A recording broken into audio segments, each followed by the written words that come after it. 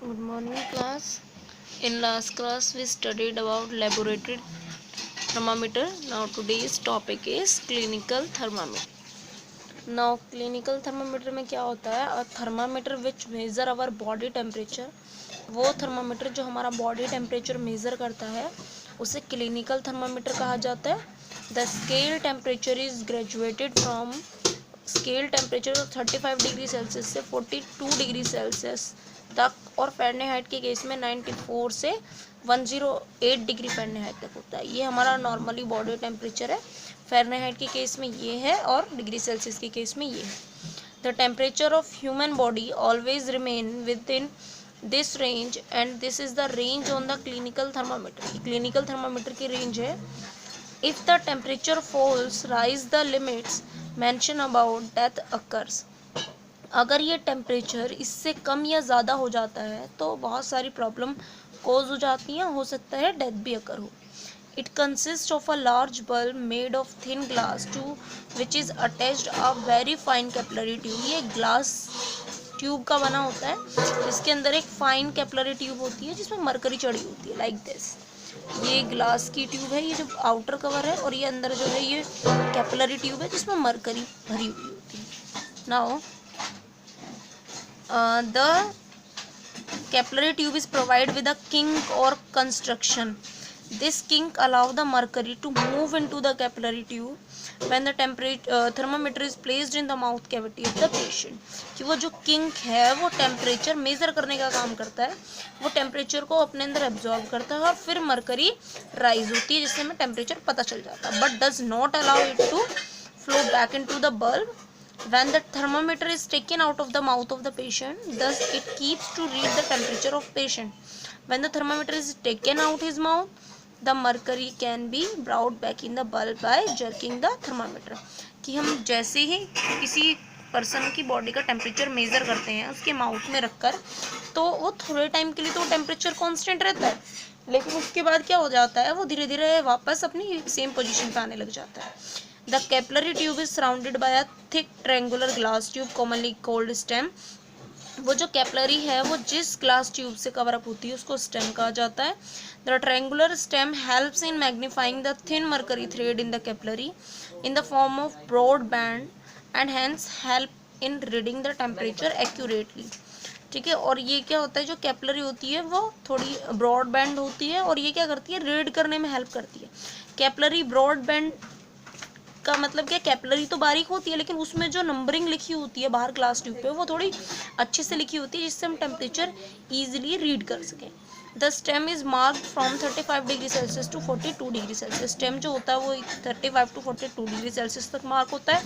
Eight 37 degree celsius is marked at a red line. 37 degree celsius को red line mark कर दिया जाता है. ये रेड लाइन इंडिकेट करती है the normal temperature of the healthy person. ये normal temperature of healthy person को इंडिकेट करते हैं कि हाँ इस टेम्परेचर पे जो पर्सन है वो नॉर्मल पोजीशन पे है, यानी कि उसको फीवर नहीं है, नॉर्मल टेम्परेचर है. How to use clinical thermometer. Take a clinical thermometer and hold it horizontally with reading scale toward your eye. Do not hold the thermometer from the bulb. Rotate the thermometer slightly clockwise and anti-clockwise.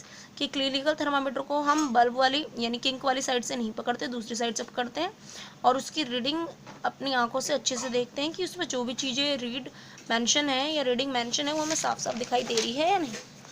फिर उसके बाद उसमें जो silvery thread होता है उससे reading कर लेते हैं हम टेम्परेचर की. अगर वो 37 डिग्री सेल्सियस पे नॉर्मल टेम्परेचर है, इससे ऊपर जाता है तो फीवर है और जितना ऊपर जाएगा उतना फीवर हो जाता है.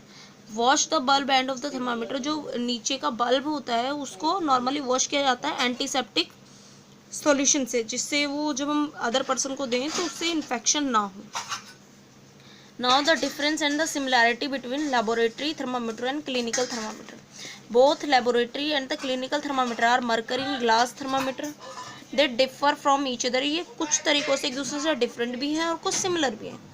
प्रॉपर्टीज जैसे साइज, लेबोरेटरी थर्मामीटर ज़्यादा बड़ा होता है, क्लिनिकल थर्मामीटर छोटा होता है. Design of the body simply cylindrical shape का होता है और ये मैग्नीफाइंग इफेक्ट करता है. टेम्परेचर रेंज -10 से 110 डिग्री सेल्सियस तक होती है. क्लिनिकल में 35 डिग्री सेल्सियस से 42 डिग्री सेल्सियस तक. फ़ारेनहाइट में 94 डिग्री फ़ारेनहाइट से 108 फ़ारेनहाइट तक। Position at the time of reading, contact with the substance, जिस सब्सटेंस के कांटेक्ट में आएगा उससे मेज़र कर लेगा। और ये बॉडी से बाहर निकालने के बाद भी थोड़े टाइम तक मेज़र किया जा सकता है, मतलब रीड किया जा सकता है। Design of capillary, straight capillary होती है और इसमें कैपिलरी किंग के साथ होती है। बॉडी टेम्परेचर मेज़र करने के लिए किंग की ज़रूरत होती है, क्योंकि तभी मरकरी पिघलेगी। और लेबोरेटरी थर्मामीटर में किंग नहीं होती, क्योंकि इसमें हम ऑब्जेक्ट या सब्सटेंस की टेम्परेचर मेज़र कर रहे होते हैं, तो वहाँ पे ऐसी कोई प्रॉब्लम नहीं होती कि मरकरी जो है वो मेल्ट ना हो, तो इसलिए यहाँ पे किंग की ज़रूरत नहीं होती, यहाँ किंग की ज़रूरत होती है to measure the body temperature. Similarity क्या है कि दोनों में मरकरी होती है। थर्मामीटर लिक्विड जो है, स्केल टेम्परेचर इसमें भी सेल्सियस, इसमें भी सेल्सियस, और ये दोनों ही ग्लास ट्यूब की बनी होती है। Now effect of heat. When an object is heated, जब कोई ऑब्जेक्ट हीट किया जाता है, बिसाइड्स गेटिंग हॉट, वन और more of the following change may be experienced by it. Because these change are brought out due to heat, they are called effects of heat. कि जब हम किसी object को heat करते हैं, उससे पहले कि वो पूरा हीट हो जाए, उसमें कुछ ना कुछ चेंज होते हैं, वो चेंज हम एक्सपीरियंस करते हैं, वो चेंज हीट की वजह से होते हैं, और इसी को बोला जाता है इफेक्ट ऑफ हीट। जैसे हम कोई चीज़ गर्म कर रहे होते हैं, अगर सॉलिड चीज़ हम गर्म कर रहे हैं तो क्या करेगी, पिघलना स्टार्ट कर देगी, लिक्विड फॉर्मेशन में आना स्टार्ट कर देगी। किसी प्लास्टिक को गर्म करते हैं तो वो भी पिघलना स्टार्ट कर देती है, तो उससे क्या होता है, हमें पता चल जाता है कि हाँ यहाँ पे कुछ ना कुछ चेंजेस हो रहे हैं। Now heat causes expansion. Heat जो है वो एक्सपेंशन, खिंचाव कोज करता है। कैसे, ऑल सब्सटेंस जैसे सॉलिड, लिक्विड, गैस है, एक्सपेंड ऑन हीटिंग। हम किसी भी सब्सटेंस को जब हीट करते हैं तो वो एक्सपेंड होता है, फैलता है, और जब ठंडा कर देते हैं तो कॉन्ट्रैक्ट होता है, यानी कि वापस से सिकुड़ जाता है। Expansion is the more in gases. Expansion जो है वो ज़्यादा गैसेस में होता है, क्योंकि गैसेस के पार्टिकल जो है वो बहुत दूर दूर होते हैं, लेकिन अगर उसे नॉर्मल टेम्परेचर पर रखा जाए तो पास पास होते हैं, और हीट करने से वो क्या होता है, और दूर दूर फैलने लग जाते हैं। जैसे हम किसी चीज़ को गर्म कर रहे होते हैं तो जो उसकी वेपर है वो बहुत दूर तक चली जाती है, ठीक है, और ठंडा करने पे वो वापस नॉर्मल टेम्परेचर पे आ जाता है। लिक्विड में गैस से कम होते हैं, और सबसे कम होता है सॉलिड में। सबसे कम सॉलिड में इसलिए होता है क्योंकि सॉलिड को जितना हीट करेंगे उतना ही एक्सपेंड होगा, और जितना टाइम ये एक्सपेंड होने में ले रहा है उतना ही टाइम ये वापस कॉन्टैक्ट होने में भी लेगा, ठीक है। और also different substance expand different extent. अलग अलग सब्सटेंस अलग अलग तरीके से एक्सपेंड और कॉन्ट्रैक्ट होते हैं। Expansion due to heat, heat की वजह से जो एक्सपेंशन होता है उसको कहा जाता है thermal expansion. Now we will continue in next class. Thank you.